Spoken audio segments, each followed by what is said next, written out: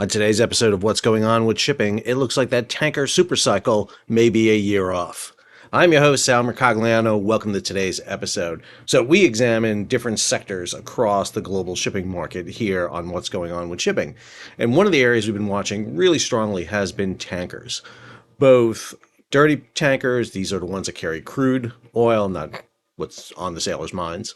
And clean tankers, these are the ones that carry product, diesel, gasoline. And then, of course, there's also gas carriers, LNG and LPG. But I want to talk about tankers specifically, dirty and clean tankers today, because that's a sector that had foreseen a lot of growth coming in, but instead what we're seeing right now is a lot of issues being brought upon by both Russia and OPEC Plus. If you're new to the channel, hey, take a moment, subscribe to the channel and hit the bell so you'll be alerted about new videos as they come out. All right, let's jump into this. So this is a story I'm going to be referencing. This is Greg Miller over at Freightwaves. Tanker shipping takes another hit from Saudi-Russian crude cuts. Latest demand blow seen as temporary, hopes turn to 2024. Just 6 months earlier, Greg had written this piece, in search of shipping's next supercycle, are tankers next? Everything's flashing green, but tanker upcycle still in early stages. This is back in March of 2023, so literally 6 months ago. Everything was seeing that, tankers were on the verge of this supercycle. And what we mean by a supercycle is a growth spurt, a massive increase in the value of not just the stocks, but the companies in general. We were going to see a huge element, much like we saw with container ships during 2021, 2022, and into 2023 because of the supply chain. But that is not what's happening. However, the tanker sector has seen some amazing growth. This is from a piece Greg did where he analyzes shipping stocks and he looks at all the different sectors. I pulled this chart. This is his tanker shipping stocks 4-year performance going back to 2019 and then looking at it over that period. And what you see is some companies have had huge amounts of growth. You see it with TNK, you see it with OSG, INSW, NAT. You just see that growth over that period of time, big, huge upsurges across the board. However, look at that chart very carefully, and one of the things you see, going back to 2019, there was a negative influx there from about 2020 till about mid-2022. And that negativity had to do with the supply chain crisis, more importantly with COVID, and the fact that people weren't driving, weren't moving as much. The impact that we saw from COVID was very extreme when it came to the tanker sector. It was the inverse of containers. We're talking a lot about containers now going down, and the assumption was that tankers were going to be moving up. But that, again, is not the case. Let's look at some charts that Greg had in his latest story. So one of the big things that has to be said is that back on Tuesday, Saudi Arabia extended its 1 million barrel per day cut through the end of the year. And that's on top of OPEC Plus. This is the oil producing exporting countries cut that's already going on. So we're seeing OPEC, the major oil exporters around the world, cutting back on their production. This is crude oil. At the same time, Russia extended its own 500 barrel per day crude production cut in August, and with a 300,000 barrel per day reduction from September through December. And what this means is that the Saudi cuts are really going to impact crude oil tankers. Crude oil tankers are the big tankers. These are the very large crude carriers. They carry about 2 million barrels of oil. A barrel is about 42 gallons.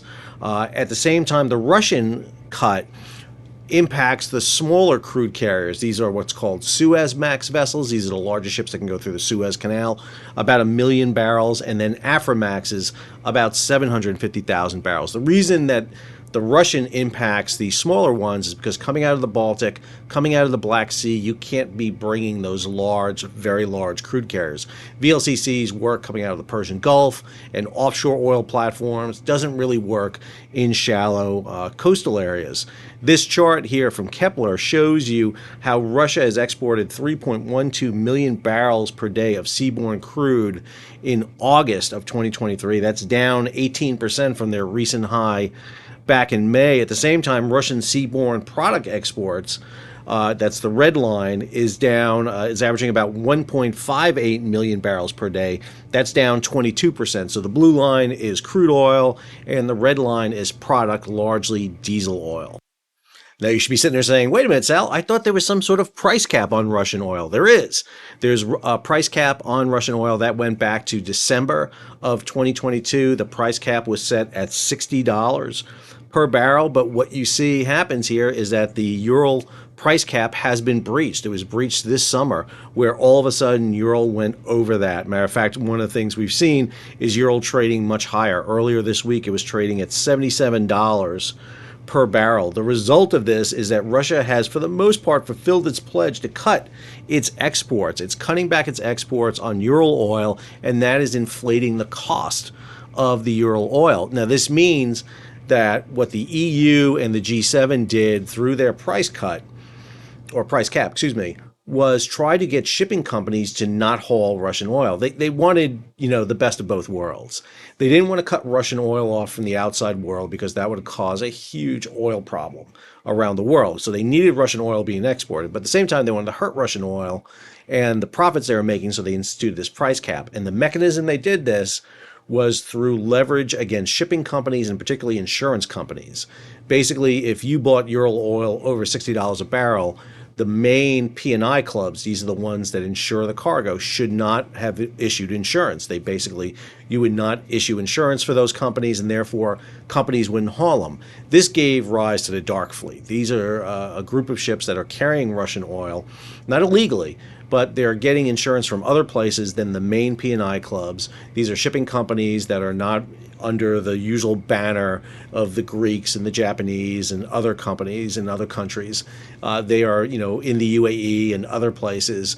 And so this dark fleet is carrying more and more oil. What's happening now as Russia cuts back on the amount of crude oil it's shipping and diesel fuel it's shipping, then ships in the dark fleet that were carrying it now have to go over to the regular commercial fleet.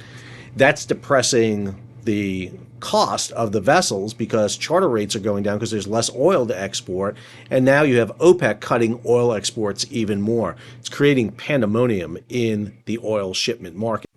So, as Greg talks about in his piece, this extended breach of the price cap really pushes most of the traditional European tank owners, and by European tank owners, we're talking about Greeks, out of the Russian trade and brought them back into the non-sanctioned trade that's going on. One of the areas that you really see playing a role here is India.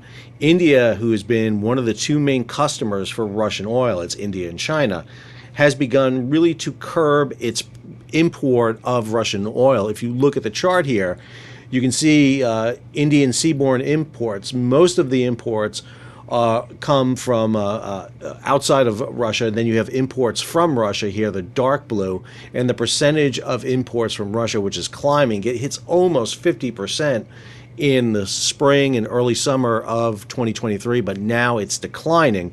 And a lot of that has to do with the fact that Ural oil was really cheap. It was extremely cheap because you were selling way under the $60 price cap. And so India was buying a lot of Russian oil, even though they had to haul it a longer distance. It didn't matter because the transportation cost was nowhere near as much as the delta in the cost of the oil. But now with oil going back above $60, talked about it being at $77 a barrel, now India is shifting. What India is doing is importing a lot of oil from the Persian Gulf. They're getting it from the Middle East. And so that has been a massive change in where Russian oil is. Still a lot of Russian oil heading to China, but not as much to India anymore. So all of this plays on the spot market. Here are the spot markets for very large crude carriers, 2 million barrel tankers, Suezmax 1 million, and an Aframax 750,000 barrels. And what you see there, the gray, that's the 5-year average, basically where they're at. You can see this kind of average line, this kind of grayish line here for 2018, 2022. The dark blue line is 2022, and then 2023 is this light blue. And if you look here at VLCCs, what we're seeing here is that the price, the spot rate for VLCCs is diving. It's diving down, and it's below the average, 5-year average. It's below 2022, and it's coming right now below the average we've seen across.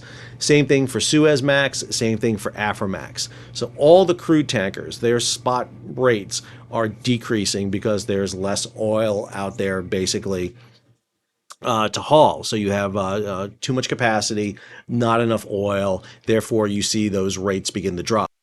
You have a different situation regarding clean tankers. Clean tankers are measured in what are called LR2s, LR1s, and MRs. So long range tankers, 2 and 1, and medium range tankers.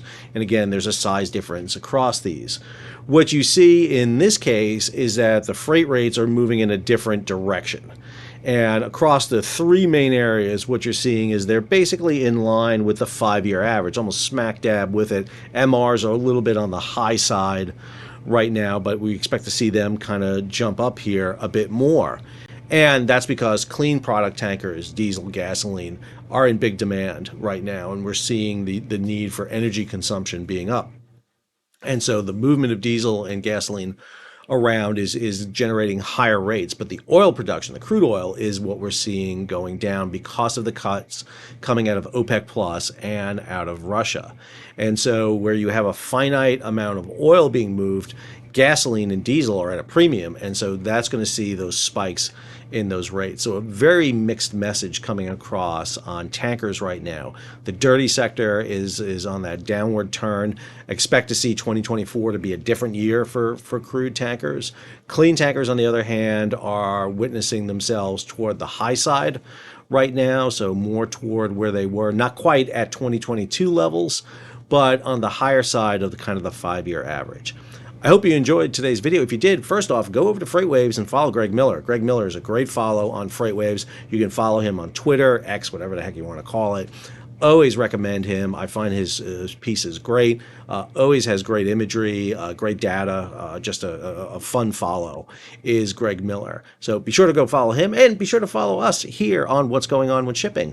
Hey, if you're new to the channel, take a moment, subscribe to that channel, and hit the bell so you'll be alerted about new videos as they come out. Leave a comment, share it across social media, give it some big thumbs up, and if you can, support the page. How can you do it? Well, obviously you have some extra money because there's not enough oil in the world. So if you want to take some of that extra cash you happen to have, hey, contribute it to the page. You can hit that super thanks button down below, or head on over to Patreon and become a patron of the page, either monthly or yearly. Until next video, this is Sal, signing off.